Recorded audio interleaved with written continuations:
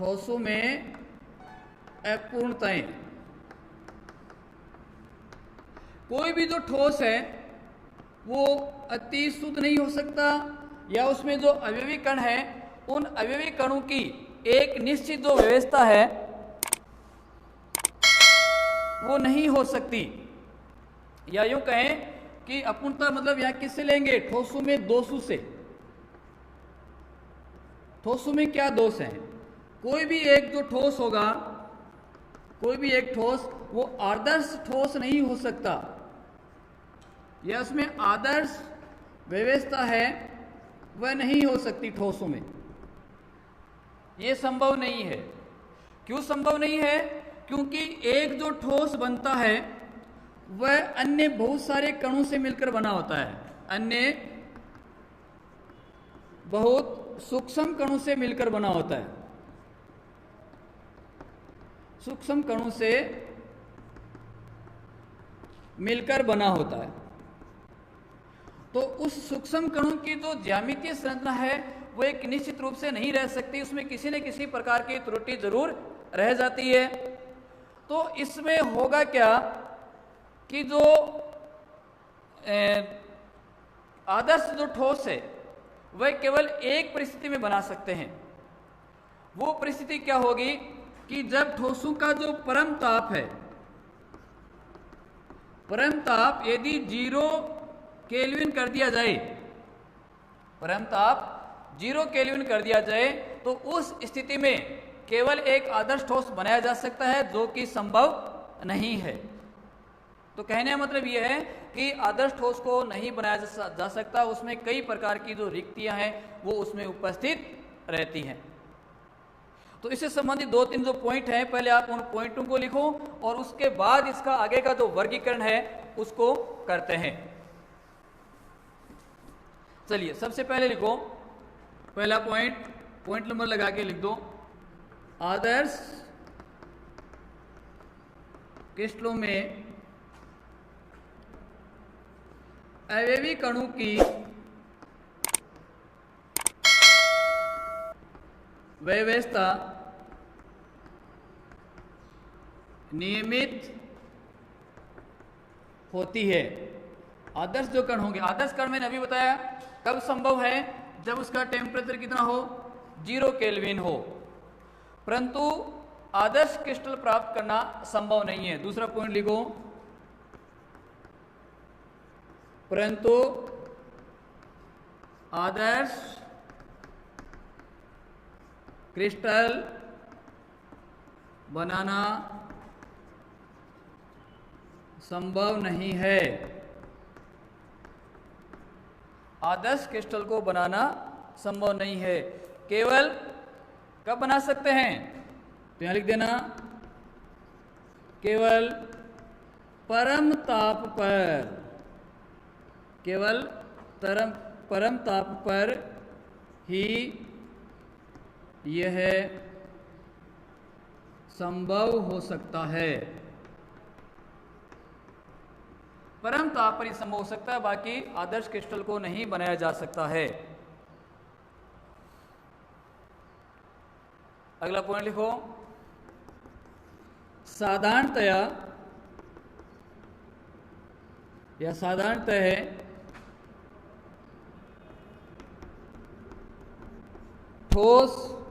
ठोसों में अनेक या ठोसों में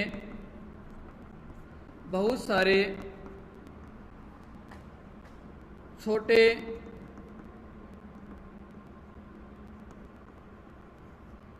अवयवी कणों की उपस्थिति, छोटे अवयवी कणों की उपस्थिति के कारण उनमें दोष या अपूर्णता उत्पन्न हो जाती है। दोष उत्पन्न हो जाते हैं, उत्पन्न हो जाते हैं। अब यहाँ पर ये जो दोष हैं, इन दोषों का वर्गीकरण अपन करते हैं कि कौन कौन से दोष होंगे ठोसों में। तो सबसे पहले यहाँ पर जो दोष हैं उन दोषों को मैं दो भागों में विभाजित करूंगा। मुख्य रूप से जो ठोसों के दोष हैं, इन दोषों को दो भागों में डिवाइड करना है, दो भाग। पहला भाग इसका होगा बिंदु दोष। पहला कौन सा लेंगे, अभी बताऊंगा कि बिंदु दोष कौन सा होगा। बिंदु दोष, इसको परमाणुवीय दोष भी कहा जाता है। बिंदु दोष का अन्य नाम क्या देते हैं, परमाणुवीय दोष, परमाणविक दोष भी इसको कहा जाता है। दूसरा जो प्रकार है वह है रेखीय दोष। दूसरा कौन सा है, रेखीय दोष। एक बिंदु दोष एक नंबर, दो नंबर पे कौन सा आएगा आपका, रेखीय दोष। अब जो यहां पर बिंदु दोष हैं, इन बिंदु दोष को फिर दो भागों में डिवाइडेशन कर देते हैं। यानी आज मैं इनका जो चार्ट है वो चार्ट बना देता हूं और आगे आने वाली क्लास में प्रत्येक के बारे में इनका अध्ययन करेंगे। तो जब भी आप दोषों के बारे में पढ़ो तो उसमें जो चार्ट बना रहे हैं ये चार्ट आपको याद रहना चाहिए, जिससे कि आपको ये पता लग सके कि मैं अभी कौन सा जो दोष है उसको मैं बता रहा हूं। जो परमाणु दोष हैं, इन दोषों को फिर दो भागों में डिवाइडेशन करते हैं। पहला इसका जो प्रकार आएगा वह स्टैटियोमीतीय दोष। कौन सा आएगा, स्टाइकोमीतीय दोष, स्टाइकोमीतीय दोष। अब स्टाइकोमीतीय क्या है, नॉन स्टाइकोमीतीय क्या है, ये पहले से पढ़ चुके हैं और इसके बारे में आपको फिर मैं दोबारा बता दूंगा कि स्टाइकोमीतीय क्या होता है, नॉन स्टाइकोमीतीय क्या होती है। तो कौन कौन सा इसमें, स्टाइकोमीतीय और दूसरा है नॉन स्टाइकोमीतीय। दूसरा कौन सा, नॉन स्टाइकोमीतीय दोष, स्टाइकोमीतीय और दूसरा कौन सा आ गया, नॉन स्टाइकोमीतीय दोष। ये किस प्रकार में वर्गीकृत किया आपने, बिंदु दोष में। तो बिंदु दोष को दो भागों में तोड़ा, स्कैटरोमीतीय और नॉन स्टाइकोमीतीय। यानी इसको यूं भी कह सकते हैं रस समीकरणमीतीय और अरस समीकरणमीतीय। इसको दूसरा नाम क्या देते हैं, रस समीकरणमीतीय, और उसको क्या कहेंगे, अरस समीकरणमीतीय। ठीक है। अब इसमें जो स्कैटरोमीतीय, जो रस समीकरणमीतीय दोष हैं, उसका फिर आगे जो विभाजन है वो फिर इनको अलग अलग भागों में तोड़ सकते हैं। तो इसमें जो पहला जो दोष आता है वह आता है रिक्तिका दोष। पहला कौन सा, रिक्तिका दोष। अब रिक्तिका दोष है क्या, वो डिटेल में आगे आने वाले वीडियो में पढ़ना है। अभी इनके बारे में जो चार्ट है वो चार्ट अपन को बना लेना है। दूसरा है अंतराकोशीय दोष, अंतराकोशीय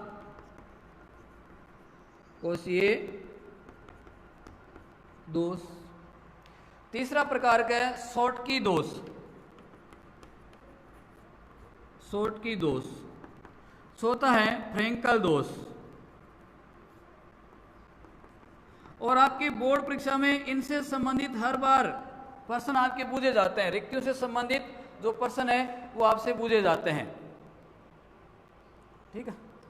यानी इसमें ये दोनों जो प्रकार की ठोस हैं या जो दोष हैं वो जो आपके अनआयनिक ठोस होते हैं उनमें पाए जाएंगे। ये किस में होंगे, अनआयनिक ठोसों में। और ये जो दोष होते हैं वो आयनिक ठोसों में, आयनिक ठोसों।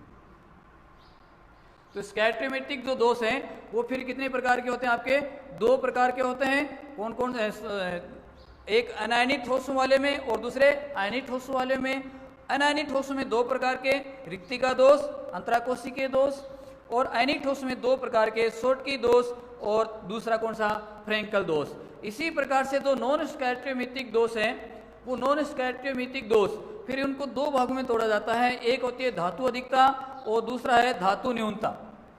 इसके भी दो प्रकार हैं, एक धातु अधिकता दोष और दूसरा है धातु न्यूनता दोष। धातु न्यूनता दोष। अब धातु अधिकता दोष है उसको फिर दो भागों में तोड़ा जाएगा।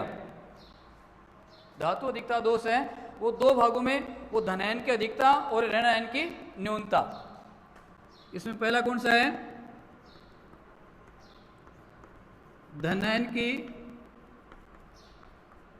अधिकता और दूसरा आ गया ऋणायन की न्यूनता। यानी धातु आदि के दोष है, इसको कितने भागों में तोड़ दिया? दो भागों में। कौन कौन सा? धनायन की अधिकता और दूसरा है ऋण आयन की न्यूनता। इसी प्रकार से धातु न्यूनता है, इसको फिर कितने भागों में तोड़ा? यहां पर दो भागों में इसको तोड़ते हैं। इसमें इसका उल्टा हो जाएगा कि धनायन की न्यूनता, धनायन की न्यूनता और ऋणायन की अधिकता, ऋणायन की अधिकता। तो इस प्रकार से जो बिंदु दोष है, इन बिंदु दोष को इस प्रकार से वर्गीकृत किया गया है। देखो कौन कौन से बिंदु दोष? रेखीय दोष। बिंदु दोष को बांटा आपने मुख्य रूप से दो भागों में, स्कैटरोमितीय और नॉन स्टाइकोमितीय, यानी रस समीकरणमिति और अरस समीकरणमिति।